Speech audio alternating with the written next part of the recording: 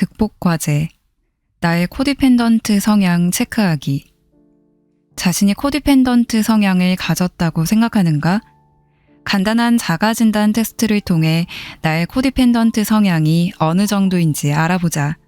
이 테스트는 코디펜던트 자조 모임과 여러 전문가를 통해 공개된 코디펜던트의 주요 특징 중 일부를 정리한 것이다. 나는 다른 사람의 문제에 끊임없이 관심을 가지며 걱정한다. 나는 다른 사람의 부탁이나 요구를 거절하는 것이 어렵다. 나는 다른 사람들에게 인정받기 위해 끊임없이 노력한다. 나는 다른 사람들과 건강한 경계선을 긋는 것이 어렵다. 나는 사랑하는 사람을 위해 그에게 내가 필요하다면 끊임없이 희생한다. 나는 약물 중독 등 정신건강에 어려움을 겪는 사람을 도와주는 것이 내 일이라고 믿는다. 내가 사랑하는 사람이 행복해야 나도 행복하다. 다른 사람이 나를 학대하더라도 이해한다. 용서할 가치가 없는 사람도 항상 용서한다. 내게 충성하지 않는 사람이라도 나는 충성스럽게 그의 곁에 남아있다. 다른 사람의 비난을 수용한다. 나는 극단적으로 책임감이 강하거나 극단적으로 무책임하다. 나는 왜 내게 문제가 끊이지 않는지 의문이 든다. 나는 부탁받지도 않은 조언을 하거나 도움을 주며 다른 사람들의 문제를 해결해 주려고 한다. 나는 받는 것보다 주는 것이 마음 편하다. 나는 해결해야 할 문제나 사건, 도움이 필요한 사람들이 없으면 삶이 지루하고 공허하게 느껴진다. 나는 계속해서 용납할 수 없는 행동을 견디면서도 내가 왜 상처를 받고 불만과 비난을 들어야 하는지 모르겠다는 생각을 한다. 나는 잘못된 인간관계를 맺고 있다고 생각하며 새로운 사람을 만나도 비슷한 관계가 반복된다고 느낀다. 내 감정을 정직하고 솔직하게 올바른 태도로 표현하거나 나의 권리를 주장하는 것이 어렵다고 느낀다. 문제가 생긴 다른 사람을 그대로 내버려 두거나 문제적인 상황이 일어나는 것을 두고 볼 수 없다. 현재 당신의 점수는 몇 점인가요?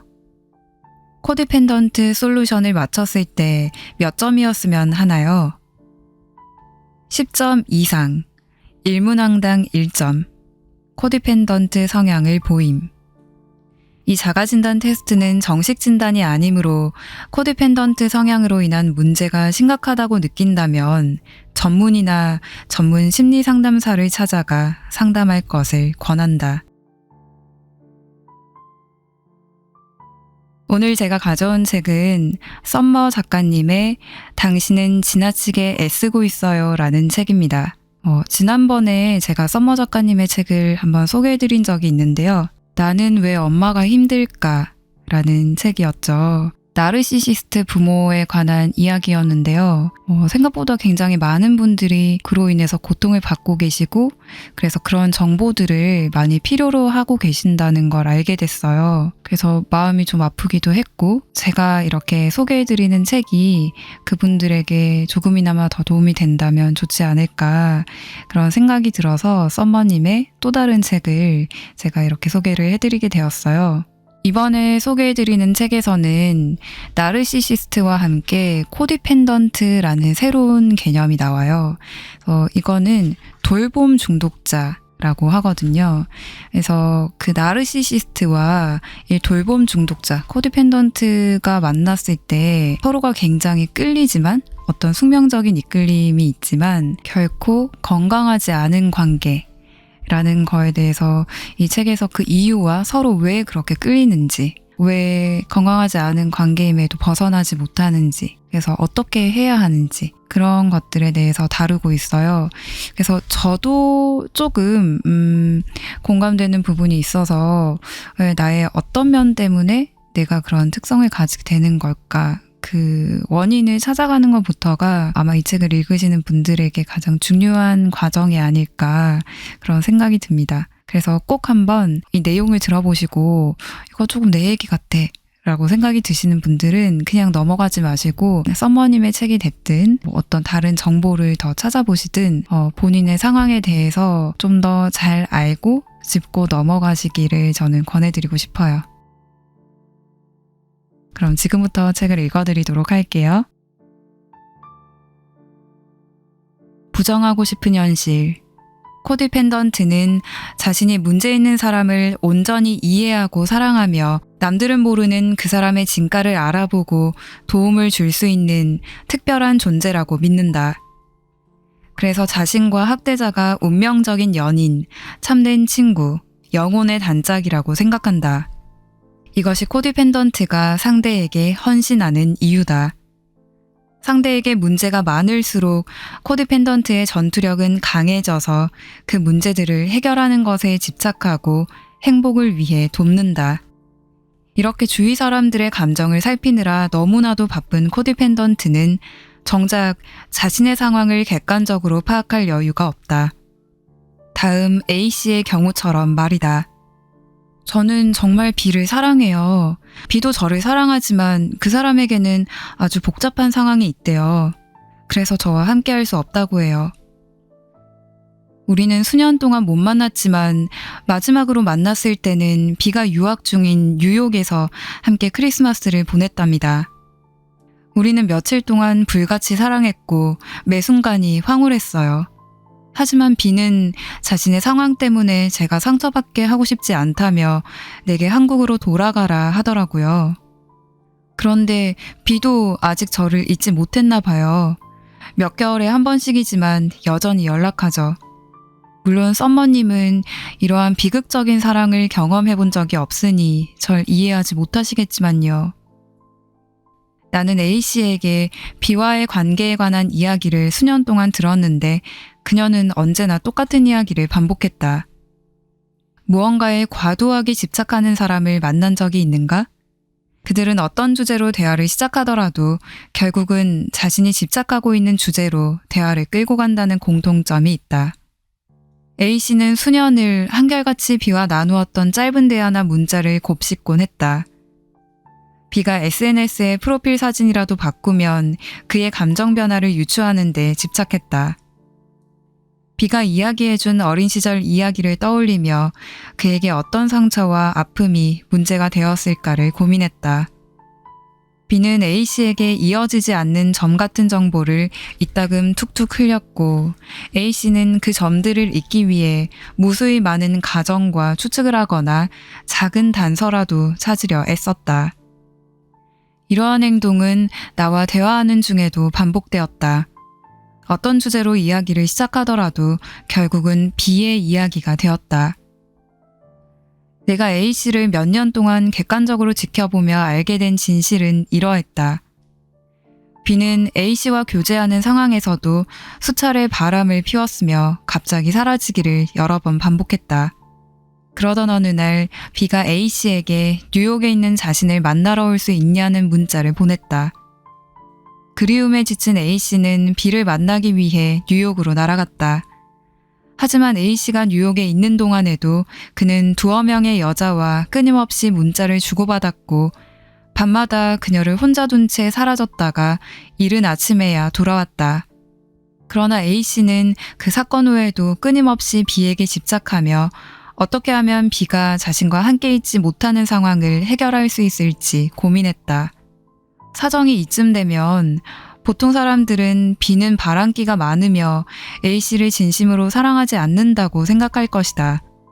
하지만 당사자인 A씨는 그 사실을 인정하지 않는다. 인정하기는커녕 자신에게 그런 행동을 하는 B에게 말할 수 없는 어떤 사정이 있다고 믿고 해결 방안을 고민한다. 눈치챘겠지만 A씨는 코디펜던트임이 분명하다.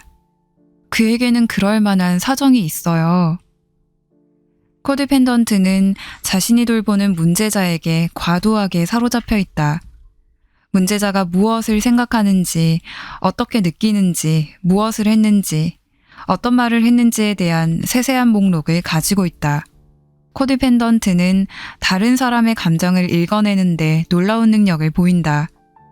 낮은 혼잣말, 미묘한 표정 변화, 카카오톡의 상태 메시지 등 아주 작은 힌트만으로도 상대가 어떤 감정을 느끼는지, 어떤 문제가 있고 어떤 방식으로 도움을 주어야 할지 바로 알아맞힌다. 상대의 기분을 살피는데 온 에너지를 쏟고 있기에 가능한 일이다. 문제자의 몸짓 하나하나에 민감하게 반응하기 바쁜 코디펜던트는 상황을 객관적으로 보지 못한다. 게다가 자신이 가지고 있는 모든 자원을 동원하여 문제자의 행동을 이해하려 애쓰고 합리화하고 정당화하려 노력하기까지 한다. 예를 들어 엄마가 어린 자녀를 방치하고 집 밖으로 놔두는 것은 그녀가 자신의 부모에게서 충분한 사랑을 받지 못했기 때문이라고 설명한다. 언어폭력을 행하는 친구는 그의 자존감이 낮아서 벌어지는 스스로 해결하기 힘든 문제라며 합리화하고 포용한다. 나 역시 일평생 자기 연민에 빠져 극도로 이기적이었던 엄마가 나를 정서적, 경제적으로 착취하고 있다는 사실을 부정하기 위해 갖은 애를 쓰며 살아왔다.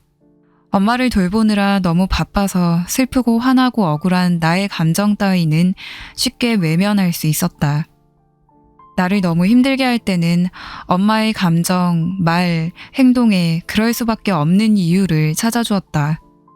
나의 의사는 묻지도 않고 사범대를 졸업하도록 강요한 것은 엄마가 교사가 되고픈 꿈을 이루지 못한 한이 있어서라고 애써 이해했다.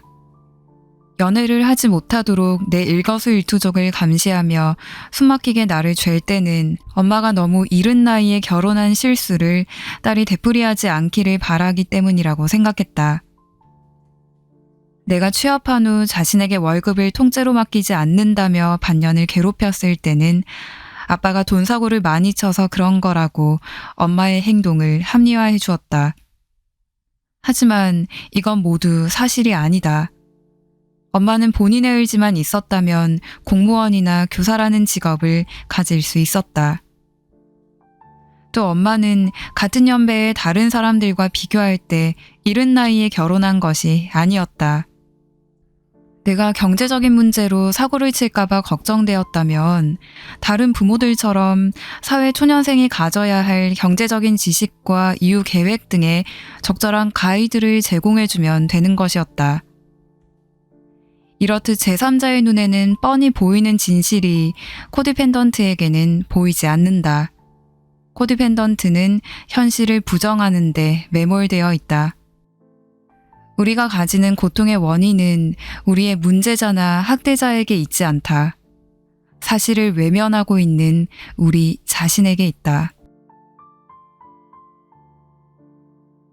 주는 법만 알아요. 알코올 의존증이 심한 어머니를 돌봐야 했던 썸머 사이다 힐링 유튜브 채널 구독자 C씨의 이야기다. 그녀는 강한 인내심과 참을성을 발휘하며 무사히 학업을 마쳤으나 가정환경 탓에 정서가 불안했다. 이후 결혼을 했으나 그녀의 남편은 아내를 과도하게 통제하고 조종하는 심리 조종자였다. C씨는 이러한 남편의 행동을 어린 시절에 겪은 부모로 인한 상처 때문이라 이해하며 정당성을 부여했고 인내하며 결혼 생활을 유지했다. 시쳇말로 독박 육아를 하며 어린 자녀들을 힘들게 키워낸 C씨는 자녀들이 초등학생이 되자 남편을 힘겹게 설득해 마침내 직업을 가질 수 있었다. 그런데 그녀가 선택한 직업은 상처와 울분이 많은 이들을 품어주고 돌봐야 하는 쉼터 직원이었다. 결국 그녀는 직장에서조차 중독적인 헌신과 희생을 할 수밖에 없었다고 고백했다. 그런 직장을 선택한 것 역시 그녀의 코디펜던트 성향 때문이었으리라. 보통 사람들 같으면 왜 그랬대? 안 그래도 힘들 텐데 라고 고개를 갸우뚱했을 것이다.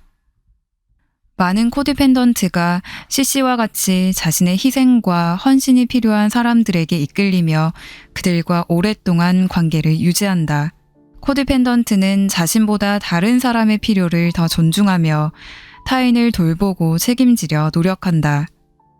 또 앞서 언급한 사례처럼 불공평한 관계를 떠나지 못하거나 떠난다고 하더라도 다시금 비슷한 상황에 부닥친다. 왜 코디펜던트는 희생하고 헌신하면서도 보답은 받지 못하는 관계에 머무르며 거기에서 벗어나지 못하는 것일까? 코디펜던트 성향을 가진 우리는 내가 도움을 줄 수 있는 상대에게 끌린다. 그 사람의 문제를 해결해주고 도움을 주는 한 상대방은 나를 떠날 수 없다고 생각하기 때문이다. 도움을 받을 때보다 줄 때가 속이 편하다. 내 도움이 필요한 상대를 돌보는데 익숙해진 탓이다. 또한 내 도움을 받는 상대가 나를 먼저 떠날 리도 없다. 내가 도움을 주는 한 관계를 지속할 수 있다고 생각하기 때문이다. 반면 도움을 받는 일에는 익숙치 않기에 도움을 받으면 꼭 그에 합당한 보답을 해야 직성이 풀리고 적당한 보답을 하지 못할 것 같으면 아예 도움을 거절하기도 한다. 이런 심리는 어디에서 나왔을까? 코디펜던트 성향을 가지고 있다는 것은 부모나 배우자에게 적절한 사랑과 관심, 돌봄을 받지 못했다는 의미이기도 하다. 가족이나 배우자가 자기중심적인 성격이었거나 무책임했거나 정서가 불안한 사람이었기 때문일 것이다. 이러한 관계에서 우리는 그들을 돌보고 위안해 주어야만 사랑을 받을 수 있었다. 누군가에게 필요한 사람이어야 사랑받을 수 있다는 것을 경험을 통해 학습해온 것이다. 보답받지 못하는 사랑. D씨는 화목한 가정을 갖고 싶다는 일념 하나로 고군분투하며 살았다. 그녀는 모든 문제의 원인을 가난 때문이라고 생각했기에 명품 가방이나 해외여행 같은 것은 꿈도 꾸지 못하고 죽어라 일만 했다. 그렇게 번 돈은 집 월세, 동생의 용돈, 가족의 여행 경비 등 고스란히 가족을 위해 쓰였다. 열심히 일한 그녀의 몫은 없었다. D씨의 부모님은 50살이 넘자마자 그녀에게 생활비를 의존했다. 그녀가 가족을 위해 돈을 쓰면 그 찰나만큼은 그녀가 그토록 꿈꾸었던 부모의 사랑, 형제 간의 우애, 가족의 애틋함을 느낄 수 있었다. 가족의 정이 그리웠던 그녀는 조금이라도 그것을 느끼기 위해 바둥거리며 돈 벌기에 급급한 인생을 살 수밖에 없었다.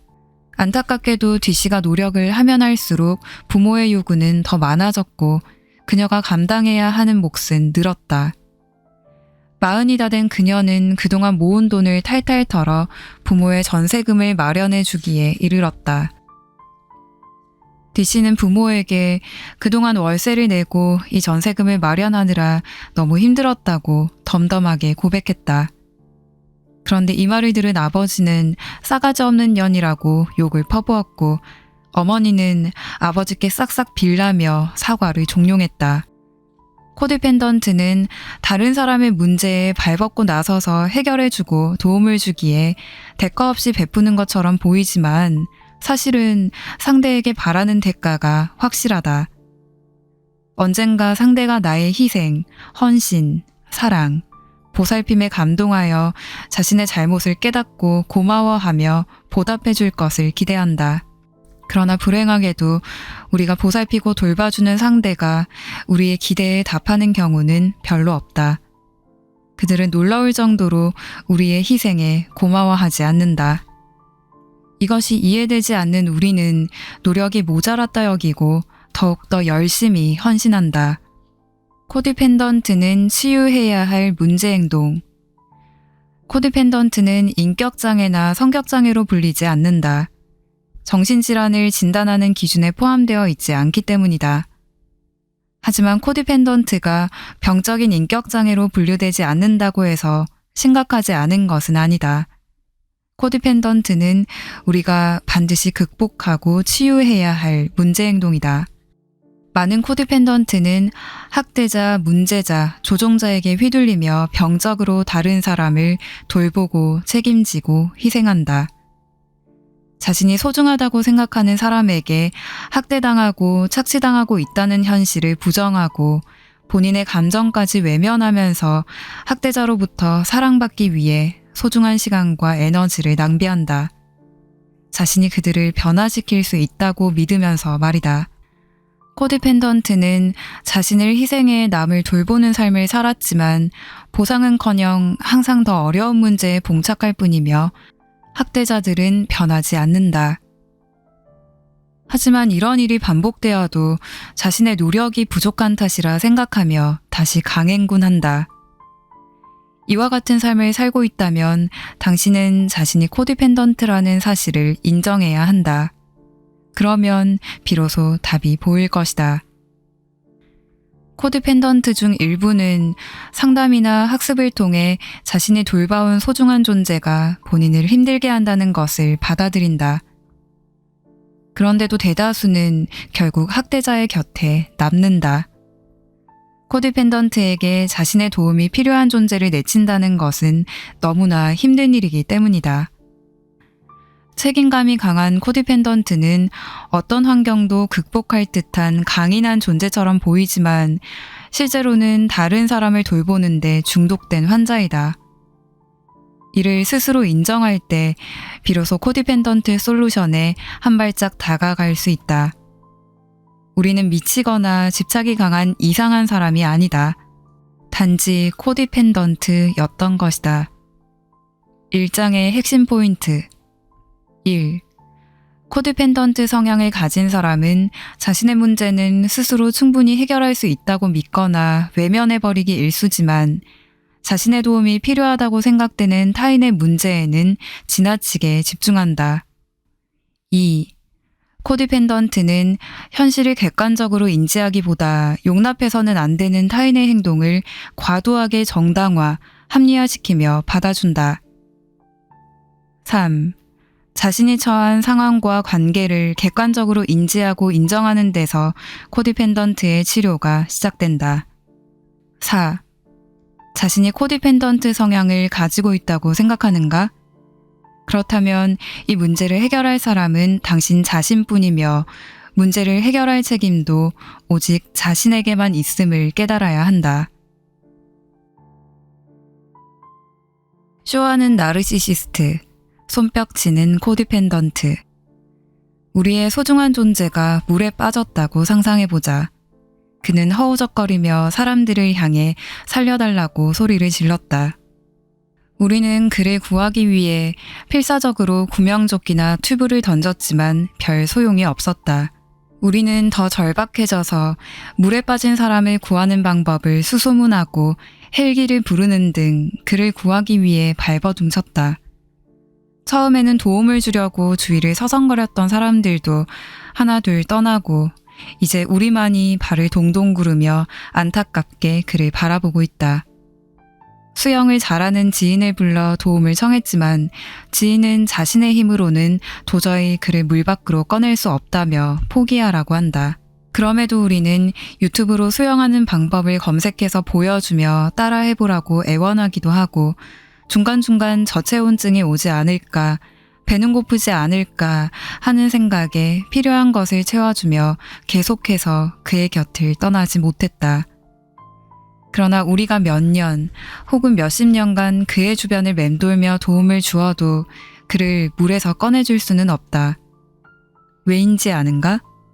그는 애초부터 물 밖으로 나올 생각이 없었기 때문이다. 그는 끊임없이 물을 먹었다. 구토가 난다. 어지럽다. 배가 고프다. 팔다리가 후들거린다.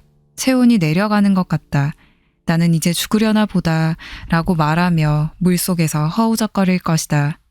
그의 목적은 물 밖으로 나오는 것이 아니라 물속에서 우리의 관심과 사랑, 돌봄, 보살핌을 얻어내는 것이기 때문이다. 벗어나고 싶지 않은 비극.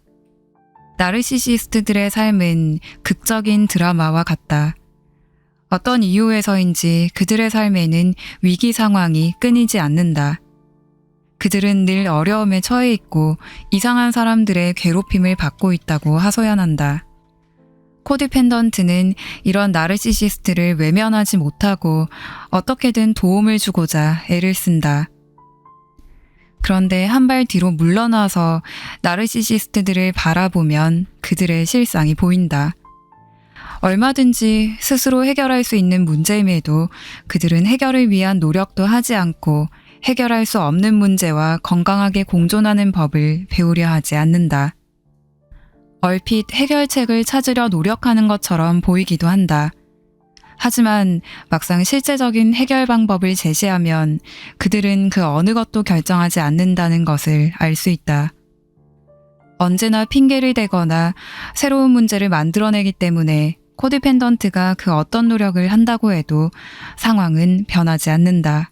코디펜던트는 계획을 세우고 행동하며 변화와 문제 해결을 추구한다. 반면 나르시시스트는 변하고 싶어 하지 않으며 문제를 스스로 해결할 생각도 없다. 우리가 문제를 해결할 수 있는 아주 구체적인 방법을 알려주고 혹은 정답을 콕 집어서 얘기해 주어도 그들은 온갖 반대 의견을 내거나 핑계를 대거나 혹은 다 잊어버린 듯 다음날 다시 찾아와 똑같은 이야기를 반복한다. 우리가 최선을 다해서 정말 열심히 문제를 해결해 준다 한들 나르시시스트에게는 어차피 새로운 문제가 생겨날 것이고 과거와 똑같은 과정이 반복될 뿐이다. 나르시시스트가 원하는 것은 문제 해결이 아니라 관심이다. 그들은 문제를 해결할 의지가 없을 뿐만 아니라 해답을 얻고 싶어 하지도 않는다. 그들은 단지 비탄에 빠진 멜로드라마 주인공이나 비극적 서사에 등장하는 햄릿 같은 영웅이 되고 싶을 뿐이다. 즉 그들이 우리에게 원하는 것은 그저 자신의 하소연에 반응해주고 관심, 사랑, 애정, 돌봄을 무한정 제공해주는 것이다. 코디펜던트는 본능적으로 나르시시스트에게 집착한다. 우리는 그들의 피해자 코스프레, 부정적인 감정의 토사물, 쓰레기 같은 개똥 철학에 귀를 기울이며 잘못된 감정이나 생각을 고쳐주고 합리적으로 설득하려고 노력한다. 우리가 집착하고 관심을 가지고 개입할수록 이상하게도 극적인 사건은 계속 일어나서 결코 끝이 보이지 않는다.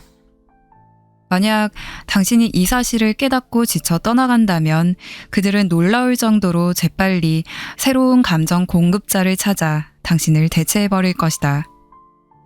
나 또한 마찬가지로 나의 엄마를 가련한 비운의 여주인공으로 여겼다.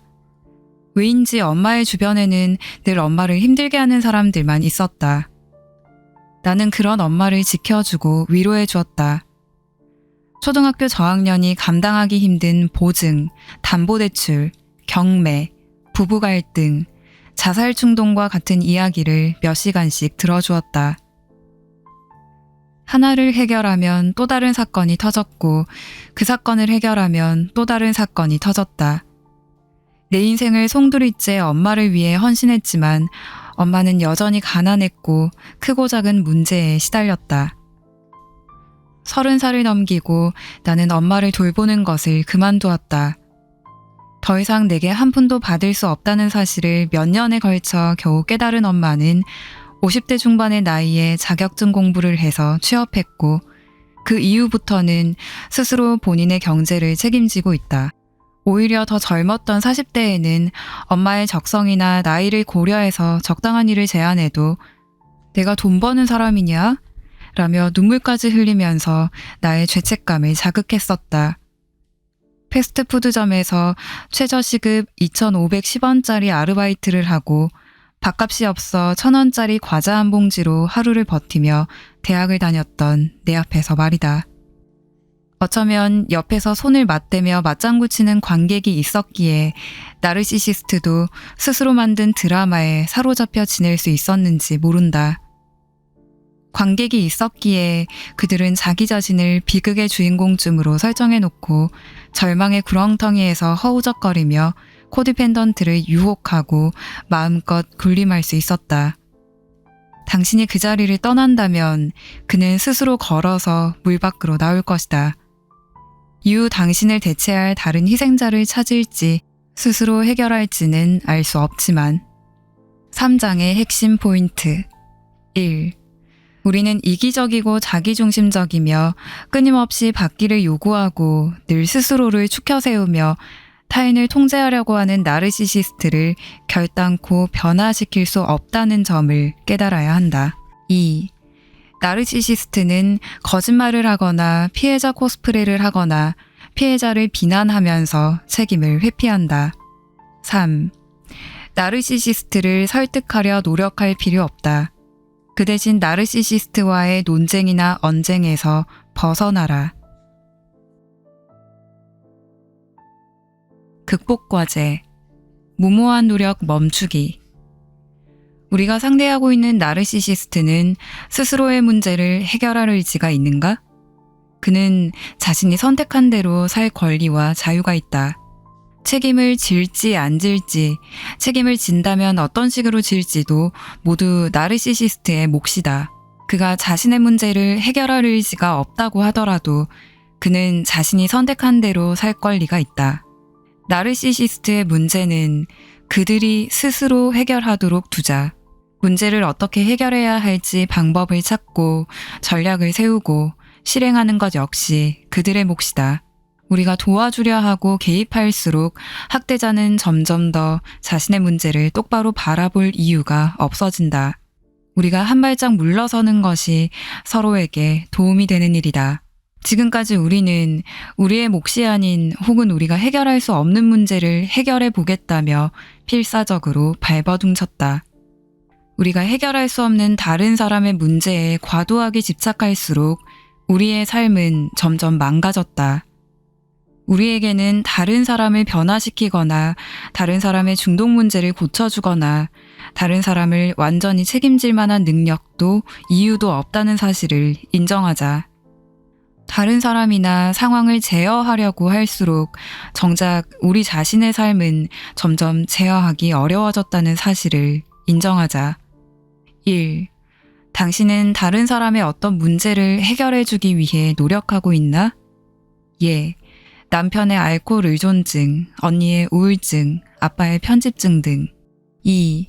다른 사람의 문제를 해결하기 위한 노력이 당신의 삶을 어떻게 망가뜨렸나? 예. 내가 경제적으로 자립할 기회를 놓쳤다. 자, 어떠셨나요? 제가 읽어드릴 내용은 여기까지입니다.